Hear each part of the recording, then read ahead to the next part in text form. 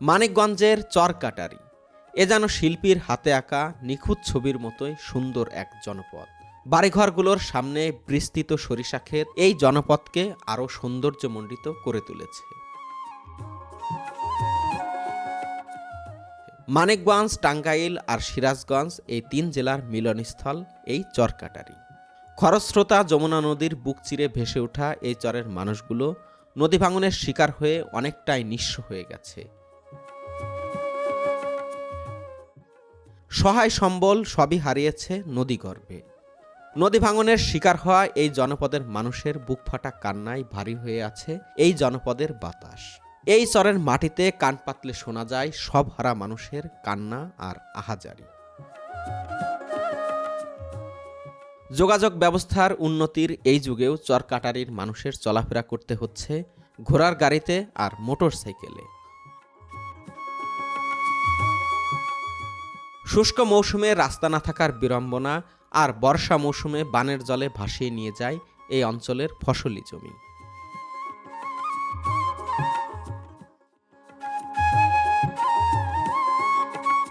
মানিকগঞ্জের ঘিওর উপজেলার পয়লা বাজার থেকে আমরা রওনা দিয়েছি চরকাটারির দিকে। রাস্তার দুই পাশে শীতকালীন সবজি আর সর্ষে ফুলে ফুলে সেজেছে মাঠের পর মাঠ।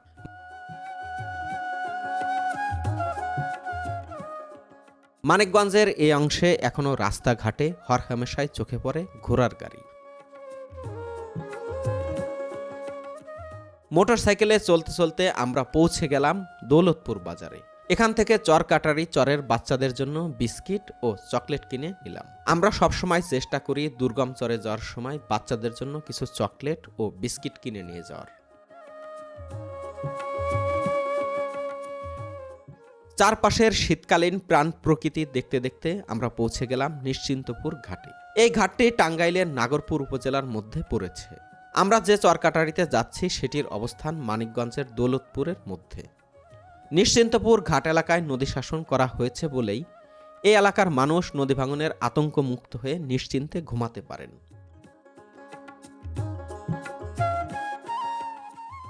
এই ঘাট দিয়ে পার হওয়া মানুষদের জীবন হয়ে উঠেছে অনেকটাই অনিশ্চিত।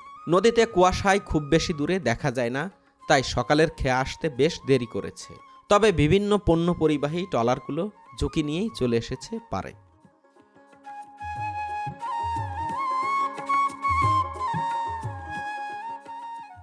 চরের উর্বর জমিতে প্রচুর টমেটোর আবাদ হয়েছে, সেগুলো শহরে নিয়ে বিক্রি করতেই এত ব্যস্ততা। পাশাপাশি ট্রলার থেকে ধানের খড় নামানোর ব্যস্ততাও খেয়াল করলাম। এই ঘাট দিয়েই কয়েকটি চরে মানুষ আসা যাওয়া করেন। একটি ট্রলার ছেড়ে গেল লালপুর চরের দিকে। আমরা যেহেতু চরকাটারিতে যাব, তাই আমাদের অপেক্ষা করতে হচ্ছে চরকাটারির খেয়ার জন্য। আমাদের মতো আরও অনেকেই অপেক্ষা করছেন চরকাটারির খেয়ার জন্য। কই যান আপনি? কোথায় যাচ্ছেন? যাবো না মাইজেল। মাইজেল? মাথার মধ্যে মাথায় কি? মাথায় পিঠা। কি পিঠা? এই দুধের বাজে নিবে। তাই না? কি আত্মীয় বাড়ি? কি সম্পর্ক হয় আপনার? মেয়ের বাড়ি যাবো। মেয়ের বাড়ি না? পিঠা বানায় নিয়ে যাচ্ছেন। এটা তো এই সংস্কৃতি অনেকটাই শেষের দিকে আপনারা এই যুগের মানুষ ধরে রাখছেন। ঠিক আছে কাকা, যান। নাতি নাতি আছে না?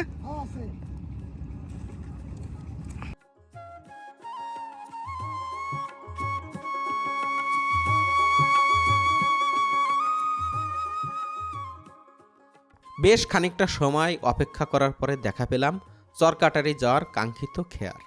একটি ট্রলার ভরে মানুষজন এসেছেন আর অন্যটি ভরে এসেছে মানুষ ও গরু। এই গরু বিক্রি হবে স্থানীয় হাটে। চরের মানুষের প্রধান পেশা কৃষিকাজ, গবাদি পশু পালন ও মাছ ধরা।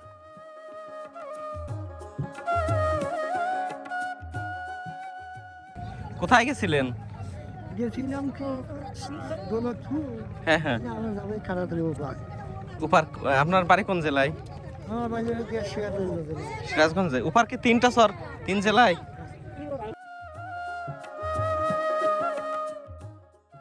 স্থানীয় লোকজনের সাথে আমরাও উঠে পড়লাম ট্রলারে।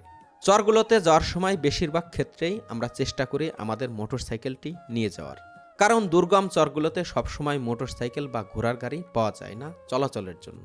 আর আমরা যেহেতু দুর্গম চরগুলোর এ মাথা থেকে ও মাথা চষে বেড়াই এখানকার মানুষের হাসি কান্না দুঃখ কষ্ট তুলে ধরতে, তাই আমাদের নিজস্ব পরিবহনের উপরেই নির্ভর করতে হয় সবসময়। তবে ট্রলারে মোটরসাইকেল উঠানো নামানো সবসময় বেশ ঝুঁকিপূর্ণ মনে হয় আমার কাছে।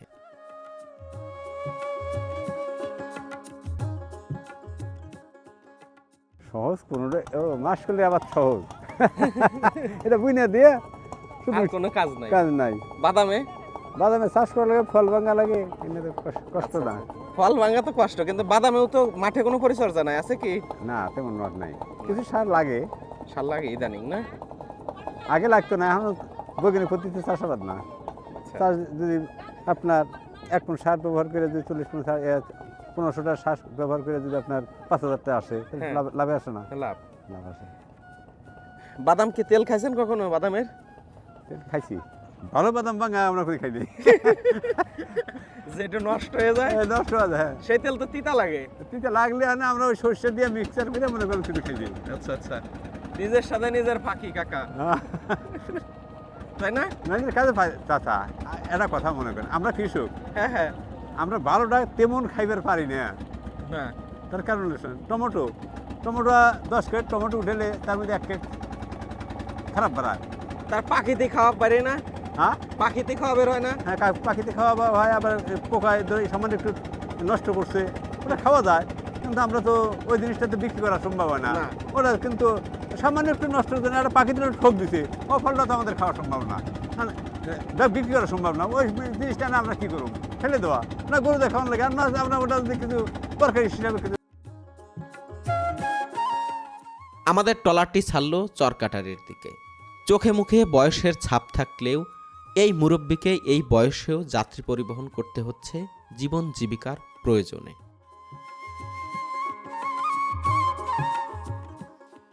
ট্রলারে যাওয়ার সময় কথা হলো একজন স্কুল শিক্ষিকার সাথে। তিনি চরের মানুষের যাপিত জীবনের নানা চ্যালেঞ্জ তুলে ধরলেন। এখানে যারাই বসবাস করে তা তো খুবই অসহায়, আচ্ছা, বিধ্বস্ত অবস্থায় বসবাস করে। এটা তো ভাই বলার মতো কোনো কিছুই নাই, খুবই খারাপ অবস্থা। কেউ অসুস্থ হলে তাকে ডাক্তারের কাছে নেওয়া খুবই বিপজ্জনক। তারপরে যার আল্লাহ রহম করে সে যে কোনো উপায়েই চলে যায় আর কি। হ্যাঁ, অধিকাংশ সময় দেখা যায় না রাত্রেবেলায় সেই ট্রলার ঘাটে বসে থাকেন অসুস্থ মানুষ নিয়ে, বর্ষার সময় অসুস্থ মানুষ নিয়ে আমরা শুধু ট্রলার ঘাটেও বসে থাকি। আবার আমরা এটাও ভাবি যে এখন কোনো ট্রলার পাওয়া যাবে না, এই রুগী দেখা যাইতেছে অনেক সময় সে বাড়িতেই মারা যায়, চিকিৎসা বিনে বাড়িতেই মারা যায়। আবার অনেক সময় নৌকার ঘাটে আইসাও তাকে নৌকা উঠানোর কোনো ব্যবস্থা থাকে না। তার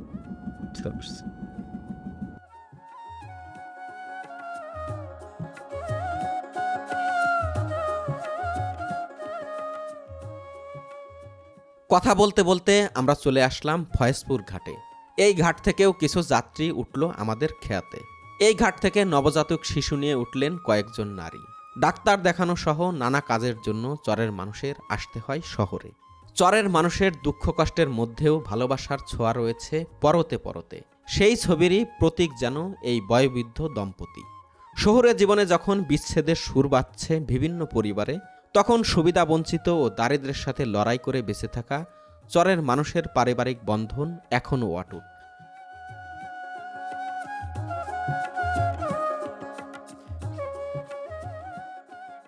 বয়স কত কাকা আপনার? 105। 105? হ্যাঁ। আর পাশে কে? আচ্ছা, স্ত্রী। আপনাদের তো এই বয়সে অনেক মহব্বত দেখলাম। হ্যাঁ একজনকে একজন টাইনে তুললেন, হ্যাঁ, খুব ভালো লাগলো। আগে বাড়ি ছিল কোন চরে কাকা? আমার বাড়ি ছিল পাথুরে, পাথুরে। করতে কলকাতা। আজকে গেছিলেন কোথায়? পাঁচমারায়। হ্যাঁ, এখানে কাদের বাড়িতে আমার গেছিলেন? ছেলের আছি বাড়ি আছে, আর এখানে কে কে থাকে? এখন আমার ছেলের বাড়ি আছে। ও, তোরা আমার শুনেই খাই। সুখে আছেন? হ্যাঁ, এত কষ্টের মধ্যেও সুখ আছে? তাও সব আর মনে করেন নৌকা দল চলে, বাসায় তো 4 গাড়ি যায়, আর এখানে মোটর ছেলে যাই, মোটরসাইকেল দিয়ে যান না? আর বর্ষার সময় তো একদম বাড়ির কাছে চলে যাওয়া যায় না? আর বাড়তে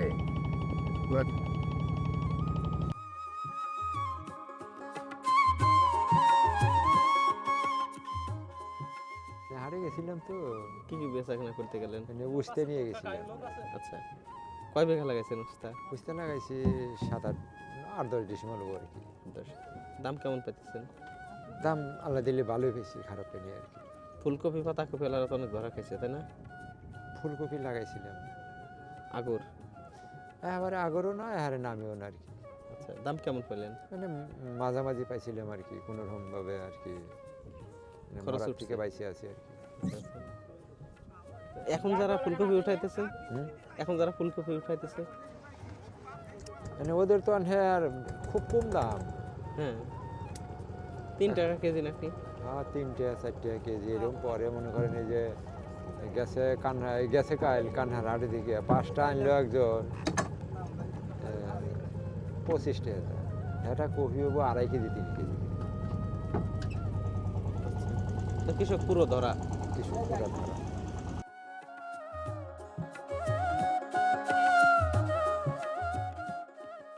চরকাটারে যাওয়ার সময় 2টি ঘাটে থামে খেয়া নৌকা। এই ঘাটে এসে দেখলাম মাথায় বোঝা বেঁধে ধানের খড় নিয়ে যাচ্ছেন কৃষকেরা। চর থেকে যেমন বিভিন্ন পণ্য শহরে নিয়ে যায়, আবার ওপারের লোকালয় থেকেও বিভিন্ন পণ্য চরে নিয়ে আসেন কৃষকেরা।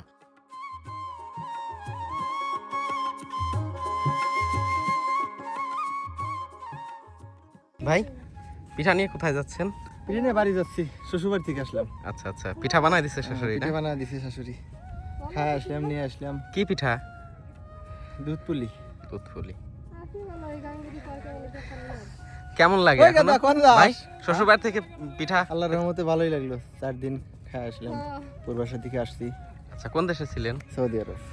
ও, এ চরে প্রবাসী কেমন ভাই? আল্লাহর রহমতে ভালোই আছে, খারাপ না মোটামুটি।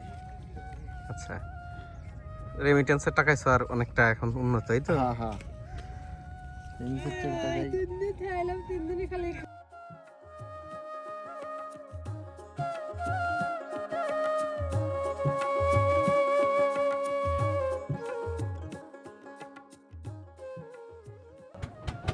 চরের মানুষ কষ্ট করে, এটা বাপ দাদার সম্পদ, বা চরে এলাকায় থাকলে ফসল আবাদ হইলে ফসল ভালো হয়, তাই কাজ করতে একটু ভালো লাগে। যাদের অর্থ সম্পদ আছে তারা ঢাকায় চলে যায়, যাদের অর্থ সম্পদ না আছে জমে আবাদ করে, ফসল আবাদ করে, এলাকা ভালো লাগে। মাটি 10 মাটি, মাটি উর্বর শক্তি বেশি, ফসল ভালো হয়। ফসল ভালো হয় যদি 2-3টা করে ফসল হয়। ফসল হয় এই জন্য ফসলটা উৎপাদন হয়, ফসল ফলন পায় বেশি, এই জন্যে ছাড়ে না, চরে ছাড়তে চায় না।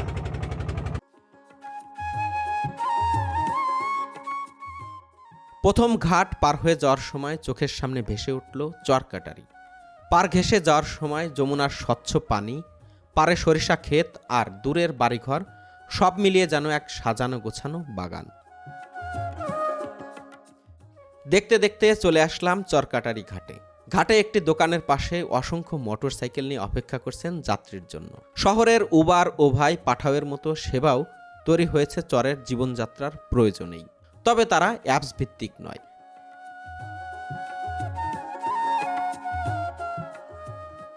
একে একে লোকজন ট্রলার থেকে নেমে রওনা দিল লোকালয়ের দিকে।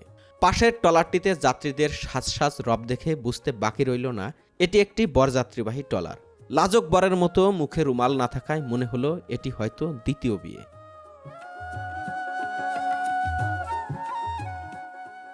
এরপর আমাদের সময় হলো মোটরসাইকেল নিয়ে চরে যাওয়ার।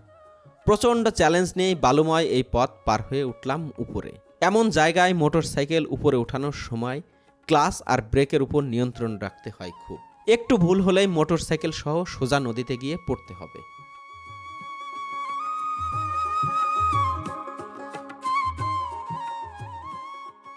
আপনাদেরকে আগেই জানিয়েছিলাম ছবির মতো সুন্দর এই চরের জনপদ। চরের মধ্যে জায়গায় জায়গায় কিছু বাড়িঘর, আর বাড়িঘরের চারপাশে সরিষা ফুলের ক্ষেত। প্রতিটি বাড়িকেই যেন মনে হচ্ছে এক একটি ফুল দিয়ে সাজানো বাড়ি। তবে এই বাড়িঘরগুলো খুবই নতুন এবং নদী ভাঙনের শিকার হয়ে এই চরে মানুষ আশ্রয় নিয়েছে দেখে সহজেই বোঝা যাচ্ছিল, কারণ এসব বাড়িঘরের আশেপাশে বড় কোনো গাছপালা নেই।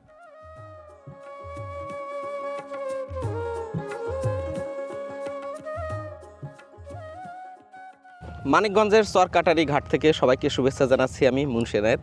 প্রিয় দর্শক, আজ আমার সাথে যিনি রয়েছেন আলভেসানি ভাই, তিনি হচ্ছেন মানুষের যাপিত জীবনের যে গল্প আছে সেটি তুলে আনেন। এর পাশাপাশি আমার সাথে আছেন মাহিদুর ভাই, দৈনিক মানিকগঞ্জ নামে একটা পেজে কাজ করেন। তিনি ও এই চর অঞ্চলের মানুষের যে যাপিত জীবনের গল্প, দুঃখ কষ্ট সব কিছু তার ফ্রেমে আমরা দেখি। এবং আমার সাথে আছেন প্রিন্স রুবেল ভাই, যিনি এই চরে বসবাস করেন। এই চরের মানুষের যে দুঃখ কষ্ট আবেগ অনুভূতি সব কিছু তার ক্যামেরায় আমরা পাই। এবং বরাবরের মতো আছে আমার বন্ধু রিজবি। আমরা সবাই মিলে এই চর ঘুরবো, এই চরের মানুষের দুঃখ কষ্ট বিভিন্ন যে যাপিত জীবনের যে অনুষঙ্গগুলো সেগুলো আপনাদেরকে দেখানোর চেষ্টা করব। চরকাটারি ঘাটে নেমেই দেখতে পেলাম একটি দোকান। কাকা, উপার যাবেন নাকি? হ্যাঁ, আল্লাহ যদি মানিকগঞ্জ যাবে ঢাকা। আর মানিকগঞ্জ পর্যন্ত যাবো। টমেটো কি আপনার? হ্যাঁ, টমেটো আমার। কত বিঘা লাগাইছিলেন টমেটো? 3 বিঘা 3.5 বিঘা। কেমন দাম পাচ্ছেন? দাম এখানে কম, 35, 36, 38, 40 এই মন বাজার। কত করে চলতেছে? মন 1800, 1600, 1500, 1400। তো টমেটো শুরুর দিকে মানুষ 4000 টাকা মন বিক্রি করছে, ওর দূর আমরা যাই ওর পায় নাই। আমার মাল একটু নামি পান দেই মারে। তাই না? হ্যাঁ, আমাদের শহরের অনেক লোকই পাইছে এরকম আর কি পরিমাণ টমেটো চাষ হয়েছে কাকা? এই জায়গা হুম, পড়াই 2-250 বিঘা হয়েছে। 200-250 বিঘা। কাঁচা তরকারি আবাদ অনেক আবাদ হয় এখানে। আপনার কাঁচা এই মনে করেন ওই আপনার কি কয় আপনার এই হলো গাজর, তারপরে টমেটো, আপনার কফি, কফি, উস্তা, বাগুন, কাঁচা উস্তা, বাগুন, খিরা, এগুলো অনেক আবাদ হয়েছে আর কি। হ্যাঁ, আপনাদের যে উৎপাদিত যে ফসল এগুলো কি উপরে বিক্রি করেন না? এই না ধরেন ঢাকা কারণ বাজার যায়, মানিকগঞ্জ যায়, বিভিন্ন জায়গায় আর কি যায়। আপনারা নিয়ে বিক্রি করেন কোন জায়গায়? আপনাদের স্থানীয় হাট? আমাদের এখানে বর্তমানে এই কাঁচা তরকারি কাঁচা তরকারি এখানে কোনো স্থানীয় হাট বলতে কি ওই দেমে কি অনেক 1-8 কার্টন উঠে যায়, তাছাড়া সমস্ত মাল ঢাকার ভিতরে চলে যায়। আপনারাই পাঠান? হ্যাঁ।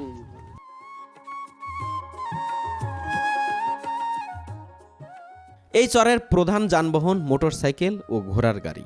মোটরসাইকেলে যাত্রী আর ঘোড়ার গাড়িতে তারা পণ্য পরিবহন করেন। এই চরটি এতটাই সুন্দর যে কোনো উপমা দিয়েই শেষ করা সম্ভব নয়। রাস্তার দুই পাশে সরিষা ক্ষেত, মাঝখান দিয়ে রাস্তা। এই রাস্তা ধরেই কখনো যাচ্ছে ঘোড়ার গাড়ি, আবার কখনো মানুষ মাথায় করে বিভিন্ন পণ্য নিয়ে যাচ্ছেন। এত সুন্দর লাগে দেখতে, মনে হয় যেন দু চোখ ভরে দেখি।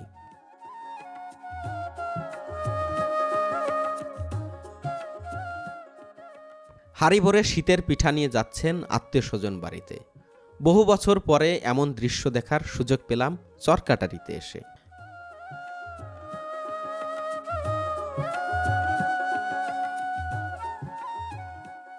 হাতে কি কাকা? কই যাচ্ছেন আপনি? নবীনগর। নবীনগর? কোথায় নবীনগর? কি আত্মীয়? কি কি আত্মীয় হয়? মেয়ের বাসায় না? কি কি পিঠা নিলেন কাকা? দুধের পিঠা। দুধের পিঠা না? আগে এটা মাটির হাঁড়ি ছিল না? আগে মাটির হাঁড়িতে নিতেন না? হ্যাঁ। এখন মাটির হাঁড়ি পাওয়া যায় না? না, না, সিলভার।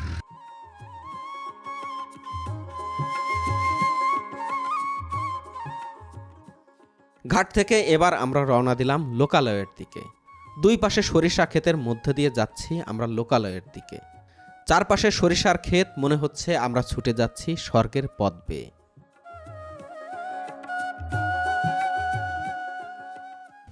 ভিন্ন একজন ঢাকা গেছে, পোলাপান নিয়ে বউটো নিয়ে ঢাকা গেছে। খাবার দাবার দেয় না?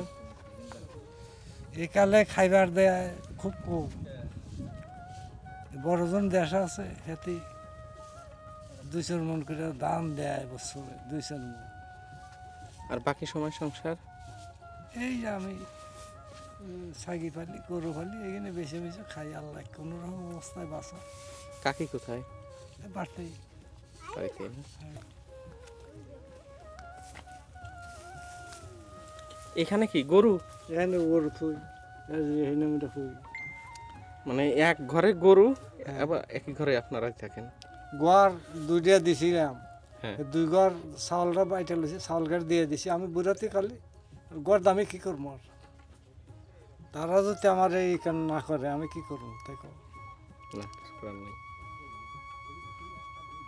এই দেশে কতজন মা বাপের লেগে পাগল, আর কতজনের কাছে বেশি।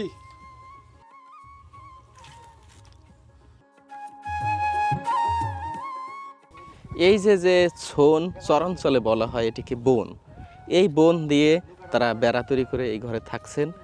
আমি ঢুকে খুবই অবাক হলাম যে একটি ঘরের মধ্যে তিনি গরু ছাগল নিয়ে এবং পাশেই বিছানা পেতে ঘুমান। এই বয়সের ভারে একদম বয়সের সীমান্তে পৌঁছে যাওয়া এই মানুষজনের আসলে নদী ভাঙনের কবলে পড়ে জীবনে আর কোথাও পিছানোর কোনো সুযোগ নেই। এদিকে আবার যে সন্তানদের তিনি জন্ম দিয়েছেন, যাদের তিনি পিতা, তারাও সেভাবে দেখাশোনা করেন না, যার ফলে জীবনের এই প্রান্তে এসে এই মানুষের চোখের দিকে যদি তাকান একটু, তাহলে বুঝতে পারবেন যে কতটা কষ্ট, কতটা সন্তানদের প্রতি ক্ষোভ, অথবা যদি বলেন যে কতটা সংগ্রাম করে বেঁচে থাকার এক মুহূর্ত তিনি পার করছেন। শুধুমাত্র এই সময়ে যিনি তার পাশে রয়েছেন তার স্ত্রী, তারা দুজনে মিলে দেখা যায় যে গরু ছাগল লালন পালন করেন, গরুর দুধ কখনো বিক্রি করেন, অথবা বছর শেষে যে গরু গবাদি পশু বড় হয়ে ওঠে সেগুলো বিক্রি করে তাদের জীবনযাপন করেন। আসলে যতবার নদী ভাঙন কবলিত এলাকায় যায় মানুষের দুঃখ কষ্ট একদম কাছ থেকে যখন আমি ছুঁয়ে দেখার চেষ্টা করি, প্রতিবার আমি একদম আবেগ আপ্লুত হয়ে যাই। কিছু মানুষের কষ্ট যে কতটা বেশি, আমরা যখন ইট পাথরের দেয়ালে সুখে আহ্লাদে থাকি তখন মনে হয় যেন জীবনটা অনেক আনন্দের, কিন্তু চরে এসে বোঝা যায় যে মানুষ কতটা কষ্ট, কতটা সংগ্রাম করে জীবনযাপন করছেন।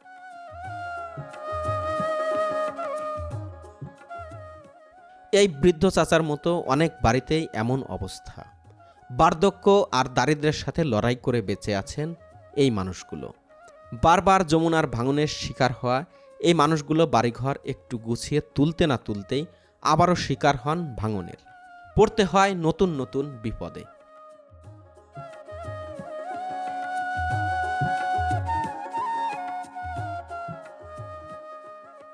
এই বাড়িতে দাঁড়িয়ে দেখা যাচ্ছে মানুষ ঘোড়ার গাড়ি নিয়ে যাচ্ছেন লোকালয়ে।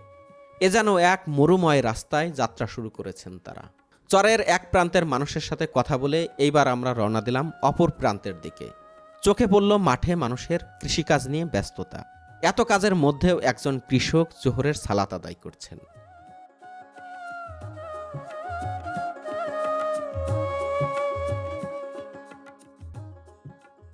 সরিষা ক্ষেতের পাশ দিয়ে মহিদুর ভাইয়ের মোটরসাইকেলে চড়ে যাচ্ছি। যদিও এখন শীতকাল, তবু আকাশে মেঘ করেছে। মেঘলা আবহাওয়া আর সরিষা ক্ষেতের হলুদ রঙের আভা দুই মিলিয়ে দারুণ লাগছে। এমন পরিবেশে যত কষ্টই থাকুক না কেন মুহূর্তেই যেন মনটা ভালো হয়ে যায়। কিছু সময় পরে আমরা চলে আসলাম চরকাটারি বাজারে। এই বাজারটি সকালে ও বিকালে জমে উঠলেও এখন অনেকটাই ফাঁকা।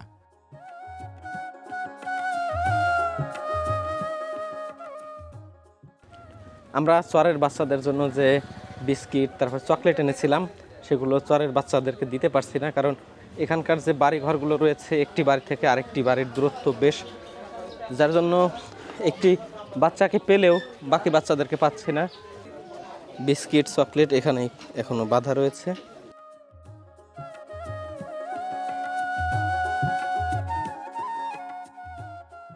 এখানকার বলছি বালকের ভাত পানি দিবি আর চাই না, না তাহলে কি নিজের ভাত নিজে রান্না করে খান। নিজের ভাত নিজে নাই দিয়ে খাইছি বাড়ি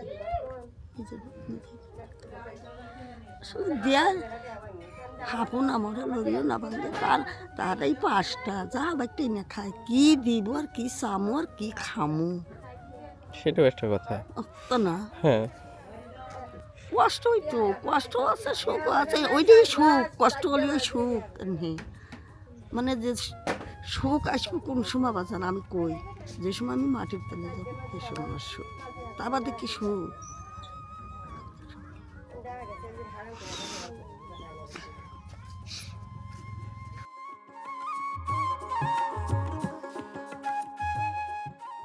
চরকাটারি বাজার পার হয়ে আমরা আবারও রওনা দিলাম পাশের লোকালয়ের দিকে। এই চরটি অনেকটাই নতুন, তাই এখানকার বাড়িঘরগুলো বেশ ফাঁকা ফাঁকা। কিছু দূর গিয়ে আমরা উঠলাম একটি নতুন বাড়িতে। বর্ষায় এই চরে পানি উঠে যায়, তাই অধিকাংশ বাড়িঘরগুলোই বেশ উঁচু ভিটা করে তৈরি করা হয়েছে।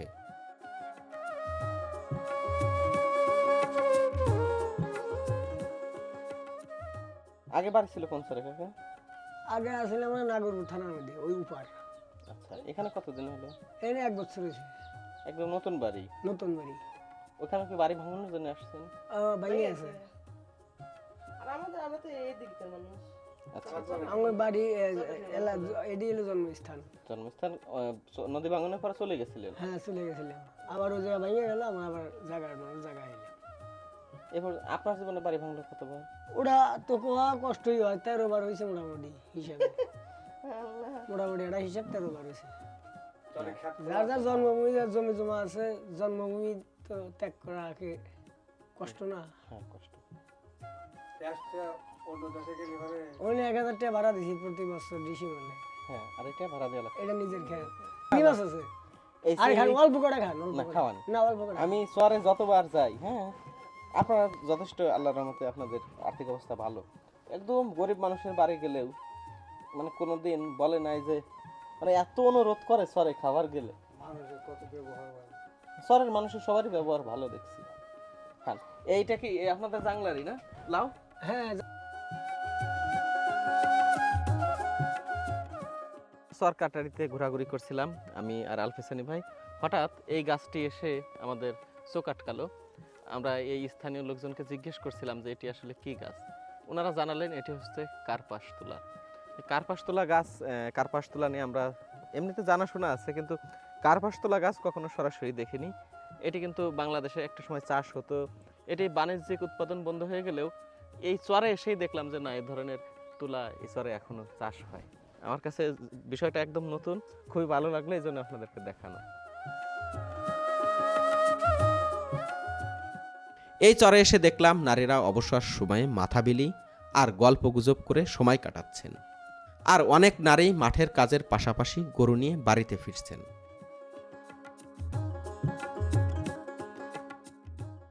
একদল শিশু মাঠে ফুটবল খেলছে, তাদেরকে পেয়ে এইবার আমরা বিস্কিট ও চকলেট বিতরণ করার সিদ্ধান্ত নিলাম। তাদেরকে বিস্কিট দেওয়ার সময় আশপাশ থেকে শিশুর পাশাপাশি কিছু বয়স্ক লোক শিশুর মতো ছুটে আসলো আমাদের কাছে। বাচ্চাদের আনন্দ দেখে সত্যিই দারুণ লাগে। যদিও এটি বড় কোনো উপহার বা আয়োজন নয়, তবুও ক্ষুদ্র মানুষ হিসেবে আনন্দ ভাগাভাগি করতে দারুণ লাগে আমার। আমাদের সাথে মহিদুর ভাই ও আলফেসানি ভাইও যুক্ত হলেন, আর পুরো বিষয়টি ক্যামেরায় ধারণ করেছে বন্ধু রিজবি।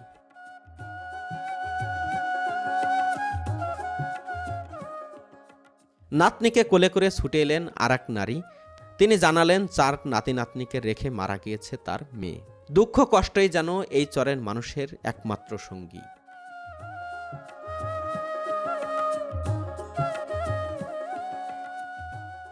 মারা গেল কতদিন? 6 মাস। 6 মাস না? কয় ছেলে মেয়ে রেখে মারা গেছে? 4 মেয়ে, একটা ছেলে, টিটুকা। 7 গ্রাম বিক্রি করবো, ওই 4 মেয়ের পিঠে আল্লাহ দেয় না দেখে কইছিল মেয়া। সে মেয়ে ছেলেও হালি করে পালার পড়াটাই নাই। মাঝার মেয়ে নিয়ে পালছিল, সেটা আরাম হইল, আবার আনলো, আইনে হালি করে মরছে। মেয়ের কি হয়েছিল কাকি? ক্যান্সার। ও, চিকিৎসা করে নাই? চিকিৎসা করছিল, চা চিন্তা আইনে করছিল।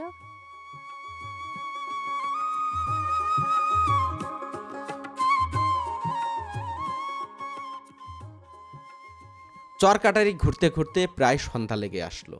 মানুষ কাজ সেরে ঘরে ফিরছেন, অনেকেই সারাদিন গরু চড়িয়ে বাড়িতে ফিরছেন। সন্ধ্যার পরে আর খেয়া পাওয়া যাবে না, তাই আমাদের সময় হলো পারে ফেরার। নদী শাসন না থাকায় এই অঞ্চলের মানুষ প্রতিনিয়ত আতঙ্কে আছেন। কখন নদী আবার সব কিছু গ্রাস করে নেয়। আর রাস্তাঘাট উন্নত না হওয়ার কারণে বর্ষা মৌসুমে অনেকটাই বন্ধ হয়ে যায় এই চরের শিশুদের লেখাপড়া। নানা সমস্যায় জর্জরিত এই জনপদের মানুষ চায় একটু নিরাপদ ও নিশ্চিন্তের জীবন। জানি না কবে জুটবে এই চরের মানুষের ন্যূনতম স্বাস্থ্যসেবা ও চিকিৎসা সুবিধা। ভালো থাকুক চরকাটারির মানুষ, ভালো থাকবেন আপনারা সবাই। আজকের মতো এ পর্যন্তই, দেখা হচ্ছে নতুন কোনো চরের ভিডিও নিয়ে। হাতে সময় থাকলে দেখতে পারেন মানিকগঞ্জ চরের অন্যান্য ভিডিওগুলো।